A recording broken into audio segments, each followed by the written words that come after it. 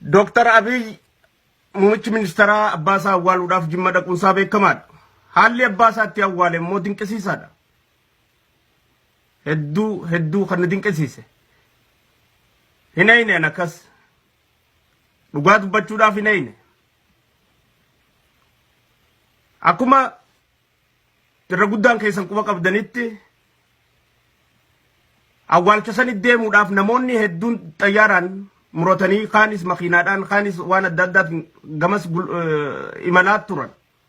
Warra xayyaaraa immoo xayyaara guddaa jijjiiruudhaan akka imalli deemu dhoorkee jira jechuudha. Akka xayyaarri tokko ka'ee karaan Jimmaan deemne dhoorkee jechuudha. Hojjetaa mootummaa hundaan hujii teessan hojjedhaa akka nama taaziyaa abbaa kiyyaa naa hojii awwaalettiin isin fudhadhaa akka nama taaziyaa na dhufettiin isin fudhadhaa jeen. Khobaasaatti gadhiisee kutee jechuudha. Abbaasaa gizee awwaale warra silaa biyya ollaarraa Jimma lafoota Jimma magaalaa adda addaarraa bakka shaashee sanitti achi deemaa jiran hundaa'u hin dhufinaa jaheetu poolisaa fi wataaddaraan kararratti dhoorkaa turanii jechuudha. Deebisaa turan nama akka namni hin laffaaniif akka namni hin dadhabdeef akkuma abbaa ilma hiyyeessaa tokkotti akkuma abbaa nama firan qabnee tokkotti akkuma abbaa nama hundaatti awwaalchi isaalleen awwaalcha nama kaanii walqixa akka ta'u barbaade jechuudha. Ergaan inni dabarsuu barbaade tana keessatti lagzariiniin an muumicha ministeeraa ta'uudhaan awwaalchi abbaa kiyyaa kan nama biraarraa adda ta'uu qabate jettu hin fudhanne jechuudha. Dr. Abiy an osoo ta'e hin godhu dhuguma dubbachuuf ana osoo ta'e hin godhu yoon kijiba malee hin godhu dachiin girgireessa ana osoo ta'e silaa kabiraa ta'e maas madfi dhawa heddumminni sangaadhaa gaalaa wanni qalamaa dunkaanni dhaabamaa wanni godhamaa hundi hisaabarraa baati turte jechuudha. Osoo kabiraa taate dhugaa dubbachuudhaaf ammoo inni dhoorkee ummata dalagaa irratti ummata silaa paarlaamaa keessa wajji ka'u deemu ka'e ministeerota wajji deemu ka'e hundaa'u dhoorkee bolammaa faadhaas dhoorkee maayii irratti bolammaan faan didanii jala dhaqan jechuudha. Isa duuba wajjin osoo hin deemin duubarraa itti dhaqan jechuudha.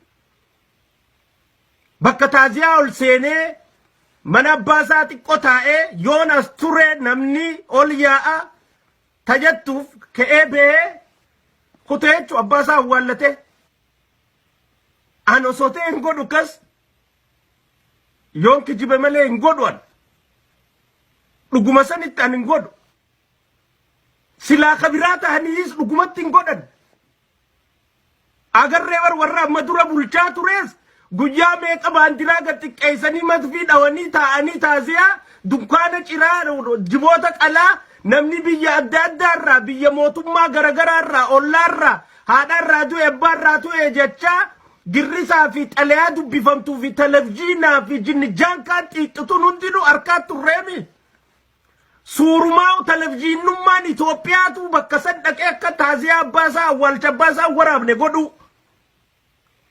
Wannummaa girriin takkallee akkan jiran akkuma abbaa ummata biraatti akkuma abbaa ilmoo aangoo hin qabnetti akkuma abbaa ilmoo taayitaa hin qabnetti abbaan isaa akka awwaalamu godhuun beekumsarraayi qaroomarraayi hayyoominarraayi. I'm proud of him. Hedduun dinqisiifadhe jechuudha. Hedduun dinqisiifadhe. Achirraa deebi'ee abbaasaa osoonii fi du'a abbaasaa sabbaree mana galee namni manatti itti osoo hin xiixin ministeeronni manatti osoo hin xiixin walgahii adawaayiidhaa irra taa'ee gaggeessuun marii san oofsisuun ifiifuu dandeettii biraatiin maastu sabbaree jechuudha. So Dr. Abiy seenaa akkuma dalagaa jirutti itti fufee jira jechuudha. Oromoon jabeeffadhaa hayyuu keessan osoo har'a jaraa taate Akkana qofaaf jarri hangi inni isa faarfatu dachii samii walis sossoos osoo hajaraa taate. Osoo hajaraa taate jarri dachii samiidha garagalcha jechuudha. Isa dinqisiifachuudhaan. Keenyaga kam goona jabeeffadha. Dhugumaan biyya tana jijjiiruudhaaf deemaa jechuun namichi kun muratee jira jechuudha. Dhugumaan biyya tana dimokiraasii fi federaalizimii haqaasan fiduudhaaf carraaqaa jira jechuudha. Dhugumaan biyya tana maqaa ilmaan Oromoo kana maqaa dhugaadhaa ka Oromoon gizee bulchite hakkanaa jaamee hegaretti illee akka dubbatamu taasisuu irratti deemaa jira jechuudha. Dhugumaan hojjechaa jira jechuudha namichi kun. Jabeeffadhaa isiniin jenna jechuudha. Abbaa Dr. Abiy Rabbi warra jannataa godhu.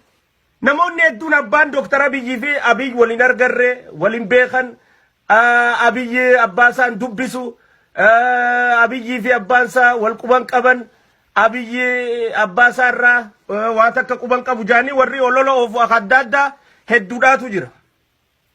Du'a isaa tana dura garuu Dr. Abiy bira dhaqee jira abbaan gaafa Finfinnee dhaqe wallaansaaf Abiy irraa dubbatee jira tana. Maaliif amma dura dubbatee jira jechuudha. አባቴ መጥተው ነበርና ከእናንተ ጋር ስብሰባ እንዳለ ነገርኳቸውና መረቅልኛል።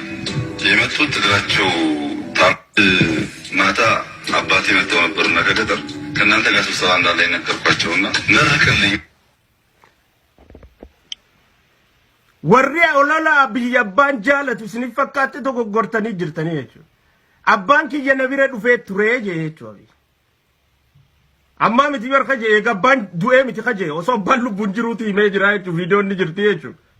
Abbaan kiyya na bira dhufee wallaansaaf rakkachaa ture miila isaa tirratti sarkuleeshinii isaa deemuu diduudhaan saniifuu ogeeyyoota fayyaa kana naa eebbisinaan jeeti abbaan kiyya na himee. Isaanii wajjiniin ganama walgahii qabajeetiin galgalatti himee wajji haasoyinee turre. Naa eebbisii isaan kun rabbii gaditti warra nama fayyisaa jiru nama wallaanaa jiru anillee hafuura naa kannan jeeti dubbatee jee jechuudha. Laal kunoo viidiyoo abbaasa inni dubbate ragaadhaan jechuudha. ማታ አባቴ መጥተው ነበርና ከእናንተ ጋር ስብሰባ እንዳለ ነገርኳቸውና መረቅልኛል። የመጡት እግራቸው ታሞ ጅማ ጣታቸውን ቆረጧትና ወደዚህ ብለድ ሰርኩሌሽን መድረስ ስላልቻለ እግራቸው አበጠ።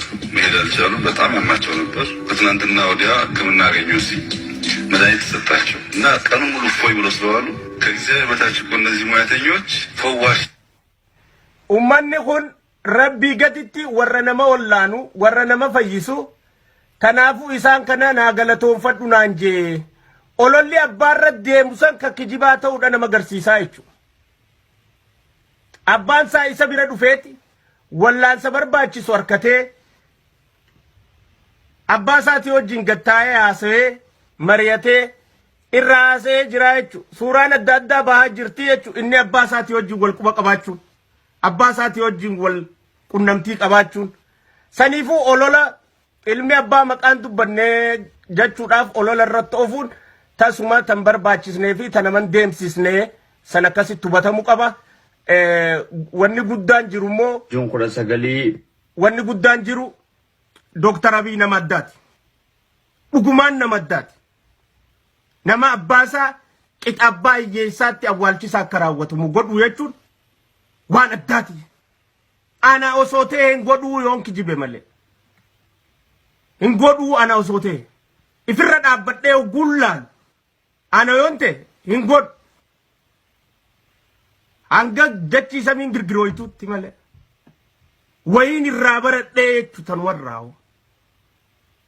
Akkitti dhugumaan biyya yoo jaalatanii fi saba tajaajilu yoo jaalatan qixa uummata hiyyeessaatti if gabbuusanii osoon arraa aangoo tana qabaachuu baadhee taayitaa tana qabaachuu baadhee jedhanii makiinaa mootummaa takka kaatee karaa Jimmaa akkan deemne dhoorkanii xayyaarri tokko uummata fuudhee akka karaa Jimmaan dhayne dhoorkanii ministeerri tokko na jalan deeminaa jedhanii dhoorkanii ifumaa fi jaartii isaa qabatee dhaqee abbaasaa awwaallatee warra achi dirqiidhaan dhufe maa dhuftan jee ka'ee deemu jechuun dandeettiidha beekumsa.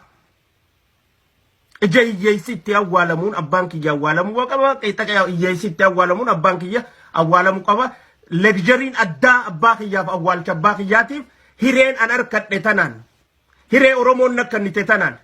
Carraa Oromoon biyya bulchuu natti kannite tanaan godhee maqaa Oromoon balleessu maqaa uummata qeerroo wareegamtee san hin balleessu maqaa sabaan balleessu maqaatti godhuun qabadu abbaa kiyyaa kana kan jedhuun akkas godhuunsaa hayyoomina isaan nama agarsiisa. Nama dhugaadhaan maqaa uummata Oromoo kan ol kaasuu barbaadu. Nama dhugaadhaan maqaa Oromoo kana kabajaa karkatu taasisuu barbaadu ta'uusaa dhugumaan keessan naa galaa jechuudha. Jabeeffachuun teenya jechuudha. Cinaa dhaabbachuun teenya. Waan irra bobbaa irraa dhorkuun teenya jechuudha. Achirraa deebi'ee dura taa'ee walgahii adda waayiidhaa qad godhee gaggeessuun achi booda masraa beeta isaatti ofiisa isaatti galee namoota adda addaa dubbisee gaggeessu jiraachuu jechuun osoo abbaan kiyya kutee hin deebi'uu beeku jabinarraa beekumsarraa hayyoominarraa sabrii qabaachuu danda'urraa kanarraa barnoota namuutu fudhachuu qabna. Abbaa Dr. Abiy Haji Ahmad Ali rabbiin jannatul firdoosin si haa badhaasu siin jenna.